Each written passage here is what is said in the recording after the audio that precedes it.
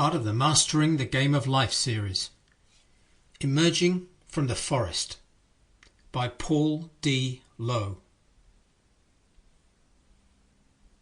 From Pain to Purpose.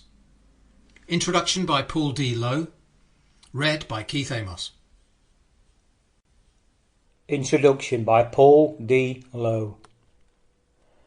By sharing my journey from pain to purpose, I hope you gain a greater awareness of some of the key considerations that are required to achieve success in the game of life. Whilst there is a strong reference to the influence of football, particularly in the early stages of my life, this story is not about the beautiful game per se. Similarly, with reference to abuse, addiction and violence, the account is not specifically about any of these horrific experiences.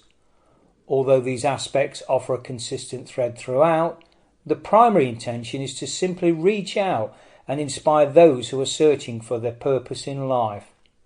So is the starting point pain? In a word, yes. Pain is very subjective and presents itself in a variety of forms: spiritual, emotional, mental or physical. And unless our pain and suffering is sufficiently strong enough to want to instigate change, we will merely just soldier on. Do we not readily embrace clichés such as better the devil you know? As humans, aren't we generally conditioned to just get on with it? Throughout my ensuing story, there are two really consistent and significant threads. Firstly, the despicable behaviour of my stepfather towards me and my mother, to the point where at a very early age I could no longer regard him as a human being and gave him the label of the beast. Secondly, the resultant black and white existence that this created within my world. I subsequently began to experience life in this very polarised way. There was never any grey areas in between.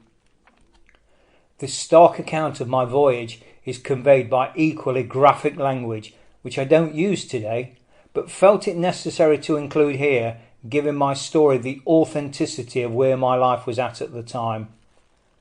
It is interspersed with words of wisdom, wows, insightful thoughts which are based on my own graphic experiences. Part 1. From Bliss to the Beast. Bastards! The shrill voice of a 30-something man bellowed and challenged the sounds of the mercilessly beating rainfall as he emerged from the bridge holding his head. His fingers wiped sticky dark blood from a gash above his temple, and he stumbled briefly as he began to trot towards home. It was a bleak, wet winter's morning of mid-1960s inner-city Nottingham. The rain dripped heavily from the crevices of the seriously damaged brickwork of the old Marble Arch railway bridge on Bestwood Estate's border. The bridge was a meeting place for the male youth of this typically gritty 1940s council estate. For them, the favourite pastime was to congregate on the top of the bridge and drop stones onto the heads of unsuspecting men that walked below. But only men. Women and kids were never targeted. Even in those harsh days of survival, there was a moral code and honour amongst rogues.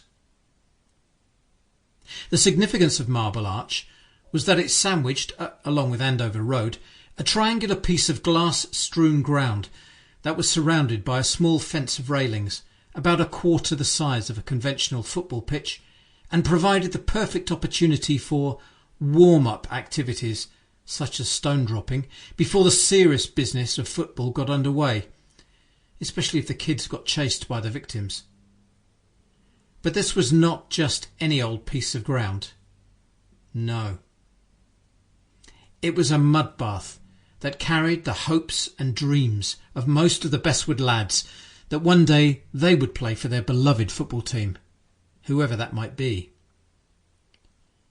The polarised reality was either wear the red shirt of Nottingham Forest Football Club or the rival black and white of Notts County Football Club. There were no other realistic alternatives. During school hours, the numbers were few. Sample complete. Ready to continue?